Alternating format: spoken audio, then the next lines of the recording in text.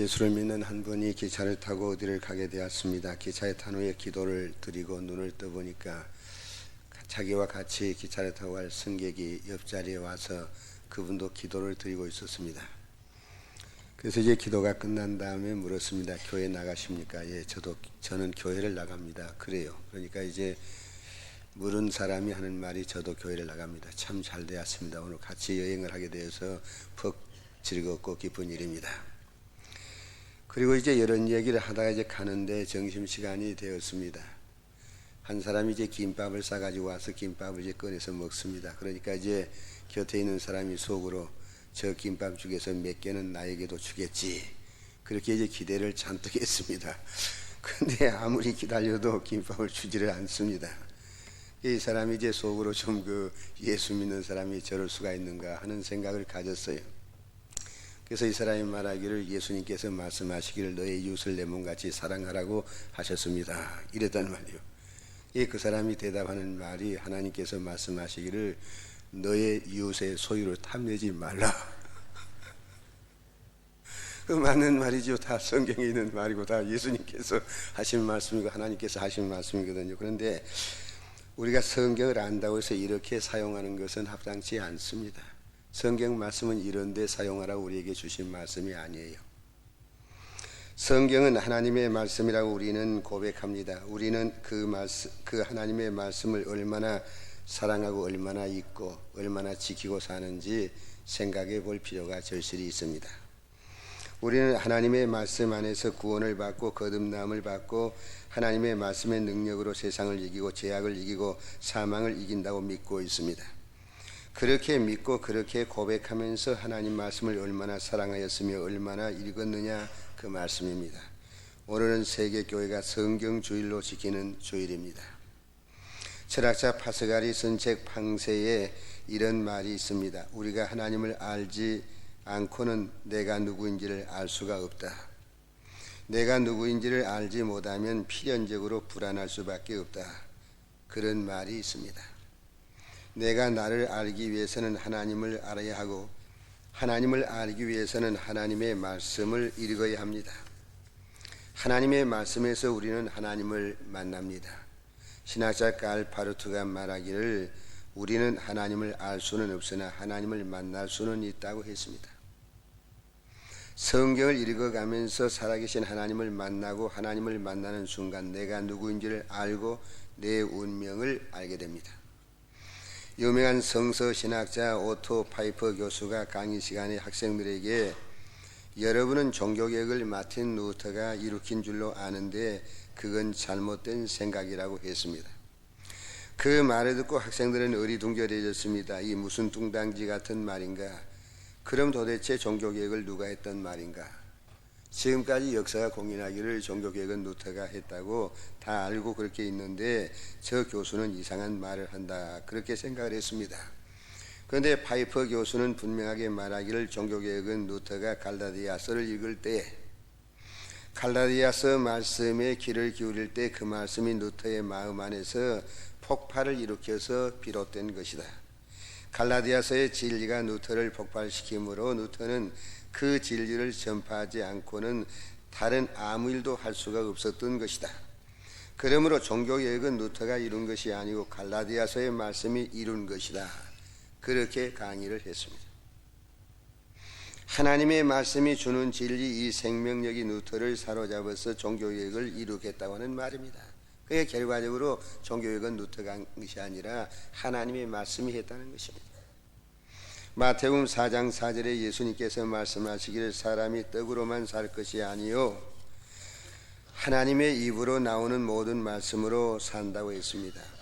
동물은 떡 즉 음식을 먹고 살지만 사람의 영은 하나님의 말씀을 먹고 산다는 말씀입니다. 이것을 떠날 때에 사람됨을 포기하게 되고 사람됨에서 자멸하게 됩니다.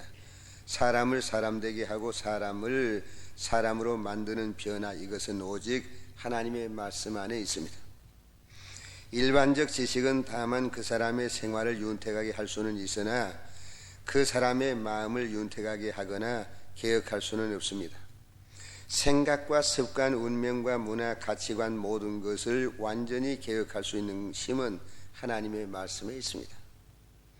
한국 사회와 한국 교회에 있어서 아주 중요한 인물로 연세대학교 총장으로 오랫동안 일했고 참의원 의장을 지냈고 과학학술원 원로 회원으로 있었던 백남준 박사가 있습니다. 그의 가정에 재미나는 얘기가 하나 있습니다. 이 백남준 박사의 아버지는 무당이었습니다. 박수 무당이었는데 아주 그때 당시에 우리나라에서는 유명한 무당으로 알려졌다고 그럽니다. 그런데 하루는 그 사람이 한참 무당 춤을 추고 있는 시간에 한 전도사가 거기를 지나가게 되었습니다.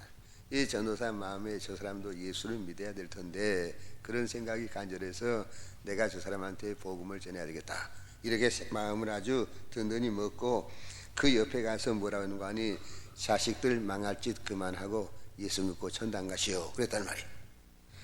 그러니까 그 무당이 그 말을 듣고 하는 말이, 너나 예수 믿고 천당이든지 백당이든지 갈 테면 가거라, 이러면서 소리를 친단 말이에요.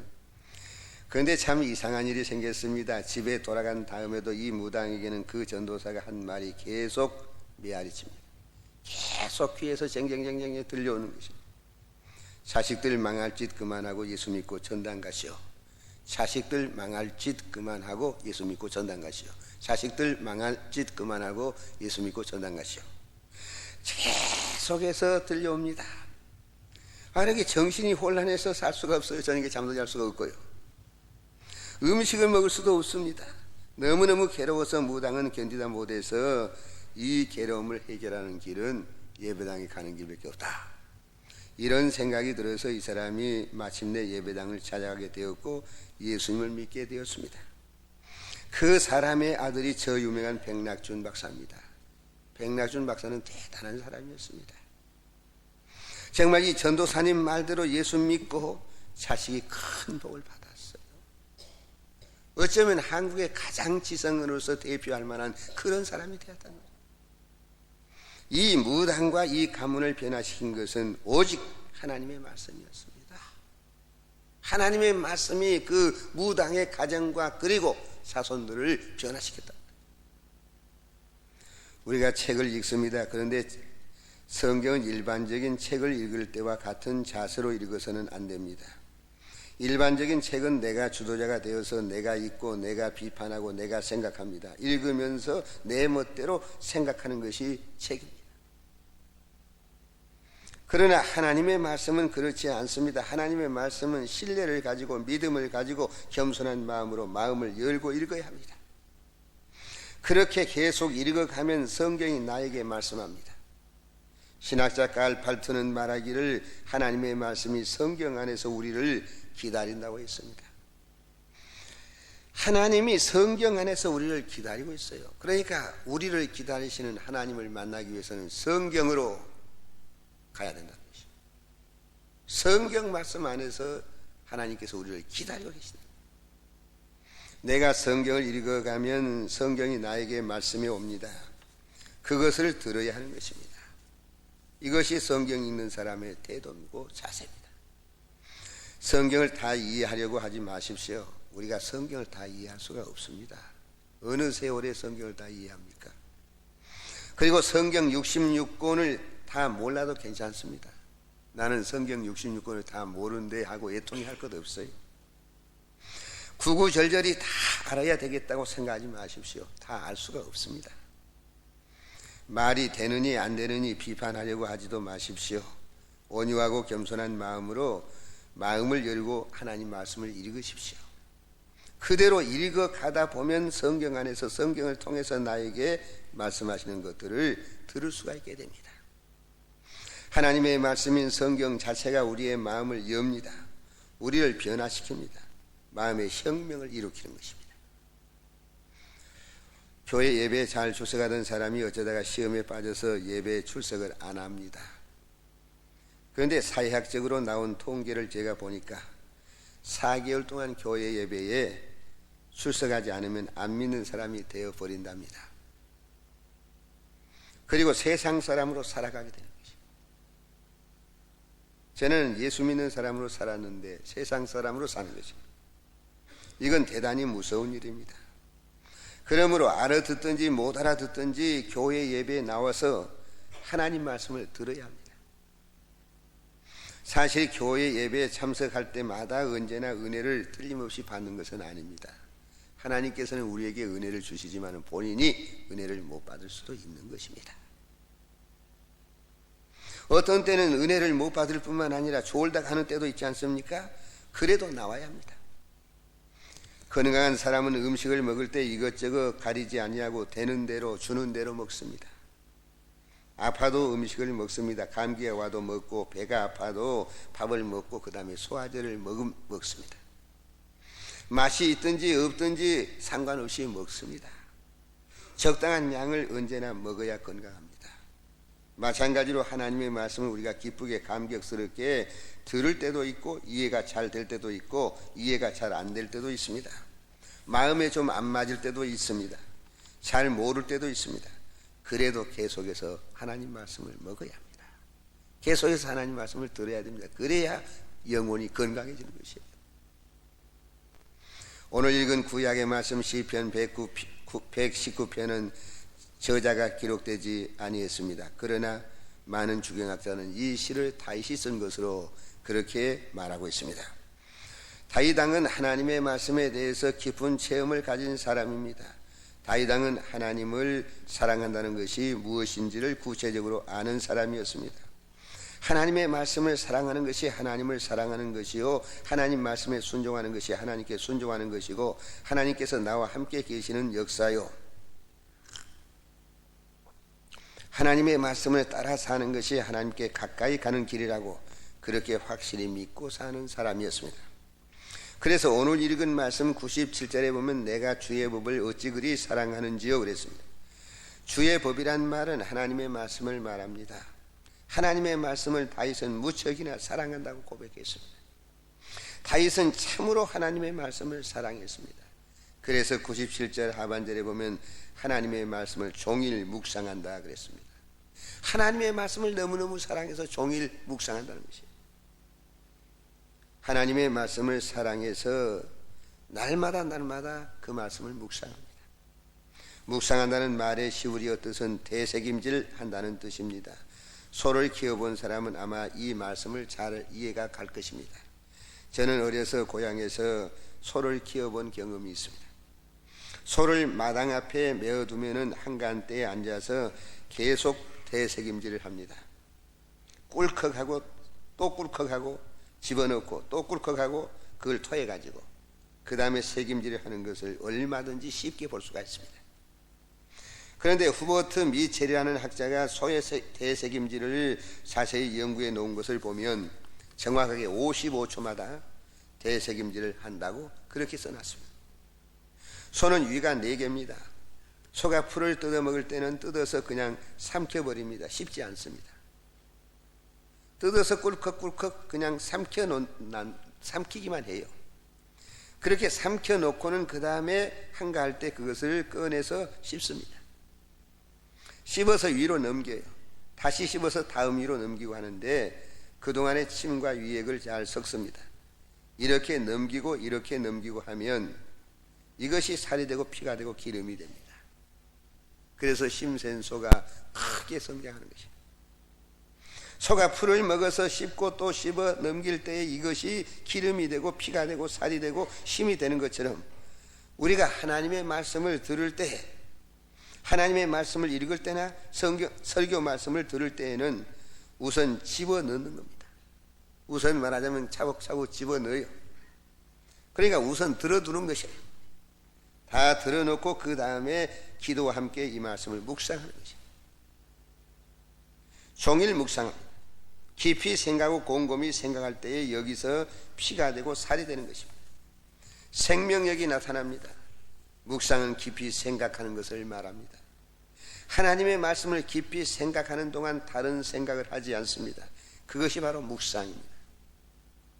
어느 책에 보니까 의사가 우울증 환자들을 치료하기 위해서 백방으로 애를 써도 잘 낫지를 않습니다. 그 의사가 많이 생각하다가 특별한 방법을 하나 찾아냈습니다. 환자가 무엇을 가장 좋아하는지를 알기 위해서 우선 비디오를 틀어서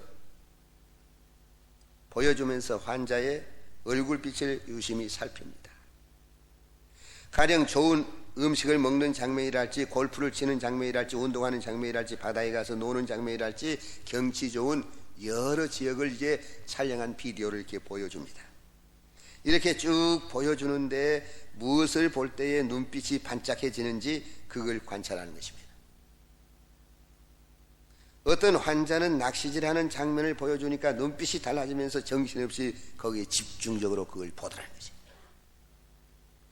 그래서 이 의사가 그렇구나 하고는 이제 그 사람에게 세계적으로 유명한 호수에서 사람들이 낚시질하는 장면을 계속 비디오로 돌려서 보게 합니다. 그랬더니 그 장면을 하루 종일 보고 나서는 이 사람이 거짓말같이 나더라는 것이에요. 빨려 들어가기 때문에 그런 것이에요. 심취되기 때문에 그런 것이에요. 그것을 우리가 기억해야 됩니다. 우리가 하나님의 말씀을 들을 때도 거기에 심취해 들어가야 돼요. 그러는 동안에 나의 성격도 변하고 내 마음의 우울한 증상도 다시 치유가 되는 것이에요. 하나님의 말씀을 들을 때 적당하게 그냥 기넘어 듣지 마시고 거기에 빨려 들어가야 됩니다. 심취돼야 돼요. 거기에 완전히 정신을 쏟아바쳐야 돼요. 98절에 보면 주의 계명이 항상 나와 함께하므로 그것이 나로 원수보다 지혜롭게 하나이다 그랬습니다. 여기서 말하는 주의 계명은 하나님의 말씀을 말합니다. 하나님의 말씀을 사랑하면 하나님께서 지혜를 주십니다. 원수보다 더 지혜롭게 해 주신다고 했습니다. 예수님께서 마태복음 7장 24절에 누구든지 나의 이 말 듣고 행하는 사람은 그 집을 반석 위에 지은 지혜로운 사람과 같다 그렇게 말씀했습니다.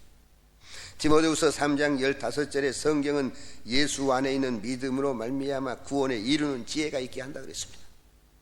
하나님의 말씀이 우리에게 지혜를 주는 99절에 보면 내가 주의 증거를 묵상함으로 나의 명철함이 나의 모든 스승보다 승하다고 했습니다.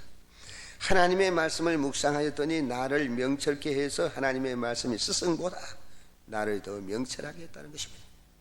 스승은 나보다 공부를 많이 한 사람을 말합니다. 하나님의 말씀을 묵상할 때에 모든 스승보다 나를 더 명철하게 한다는 것입니다. 100절 말씀에 보니까 주의 법도를 지킴으로 나의 명철함이 노인보다 승하다고 했습니다. 노인은 나보다 경험이 많은 사람입니다. 그런데 공부를 많이 한 것보다 경험이 많은 것보다 하나님의 말씀이 더 나를 명철하게 해준다 그런 말씀입니다.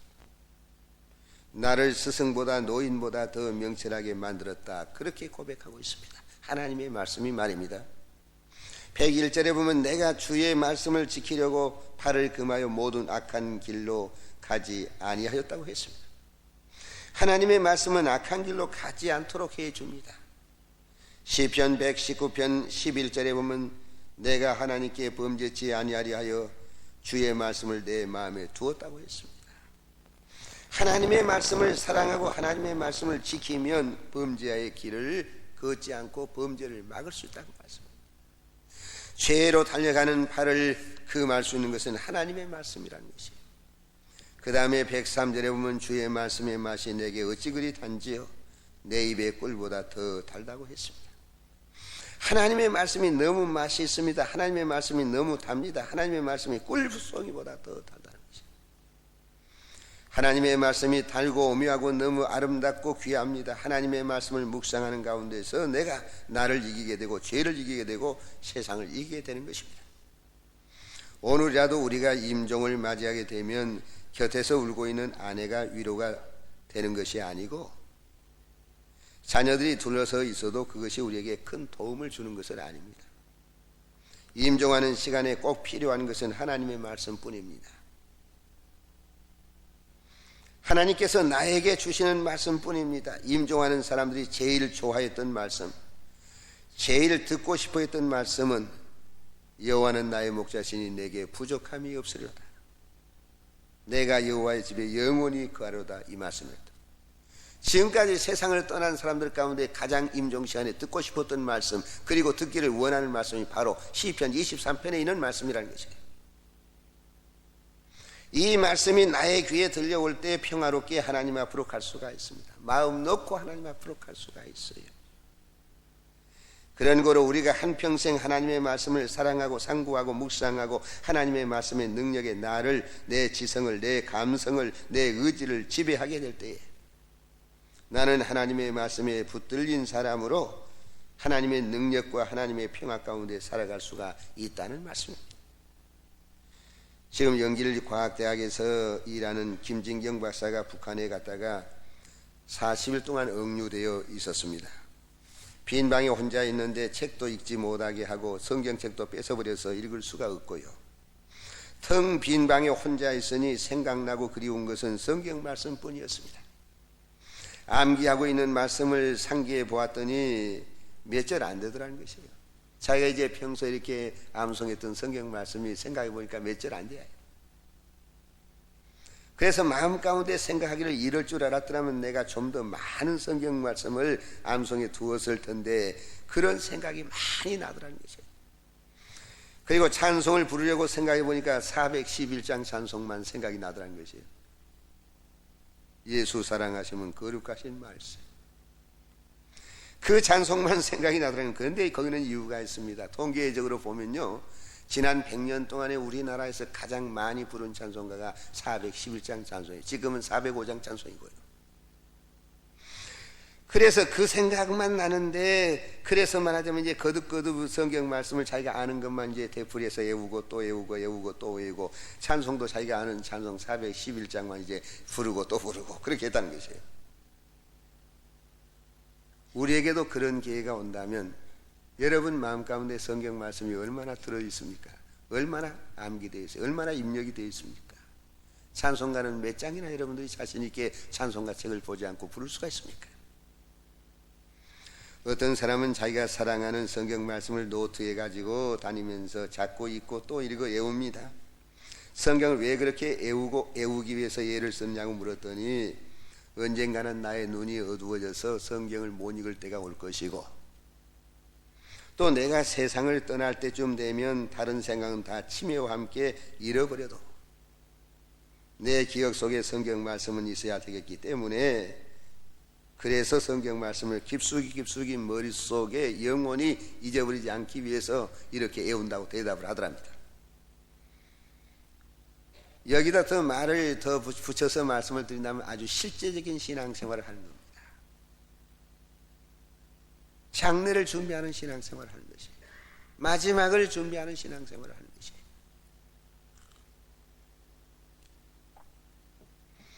하나님의 말씀을 사랑하는 사람은 행복한 사람입니다.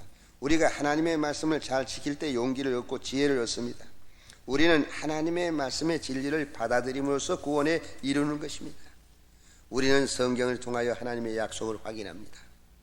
그러므로 성경은 권능이고 능력입니다. 나를 이기고 세상을 이기고 죄악을 이기는 능력이 바로 하나님의 말씀입니다. 지금은 아주 우리 주변에 종이가 흔해 빠졌습니다만 8.15 해방 직후에는 종이가 정말 귀했습니다. 너무너무 귀했어요. 종이 공장이 다 없어졌기 때문에 종이를 구할 수가 없었어요. 그래서 그때는 신문도 거의 없었습니다. 책도 새로 나온 책들이 없었고요. 그런데 어떤 남편이 담배를 많이 피우는 사람인데 잎담배를 이렇게 말아서 피워야 되는데 종이가 있어야 되지 않습니까? 종이가 없으면 그거 못 피니까요.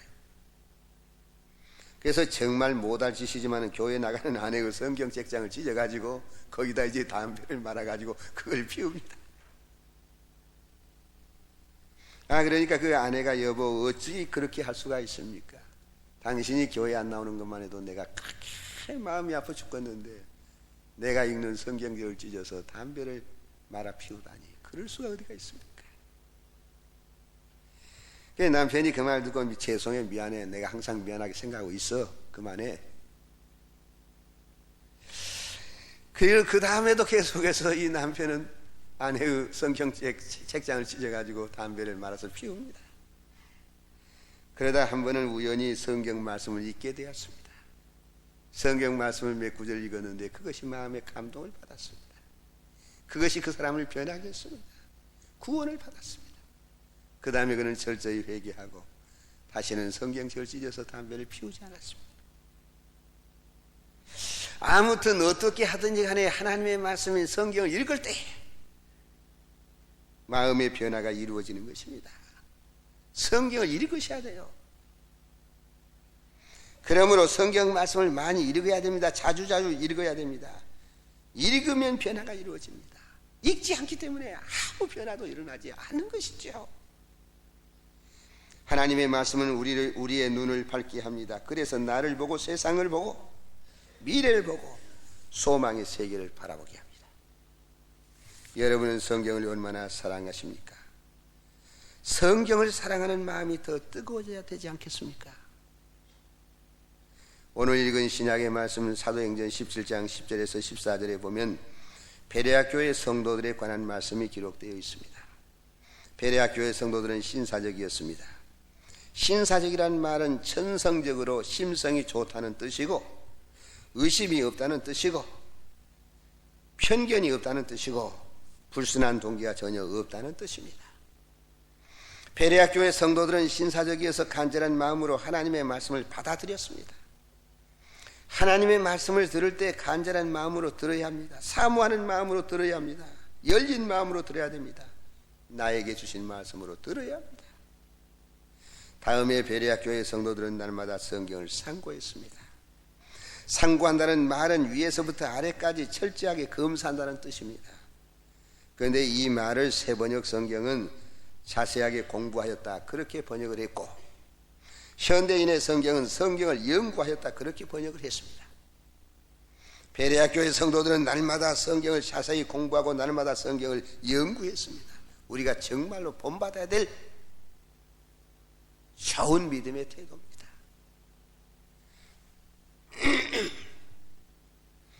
날마다 성경을 자세히 공부하고 연구했더니 예수 믿는 사람이 많아졌습니다.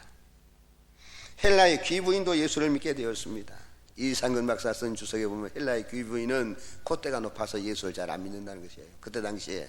그런데 이 사람들이 예수를 믿게 되었다는 것이에요. 놀라운 일이라는 것입니다. 그 다음에 보니까 남자들도 많이 예수를 믿었습니다. 예나 지금이나 남자들이 예수를 좀 적게 믿는 편 아니에요? 그런데 여기서는 그렇지 않았어요. 남자들이 많이 예수를 믿었단 말이에요. 정말 귀하고 복된 일입니다. 성경을 읽고 공부하고 연구하는 성도는 진실로 복 있는 성도입니다. 요한계시록 1장 3절에 보면 이 예언의 말씀을 읽는 자와 듣는 자들과 그 가운데 기록한 말씀을 지키는 자들이 복이 나니 때가 가까움이라 그랬습니다. 다 복 있는 성도들이 되시기를 진심으로 바랍니다.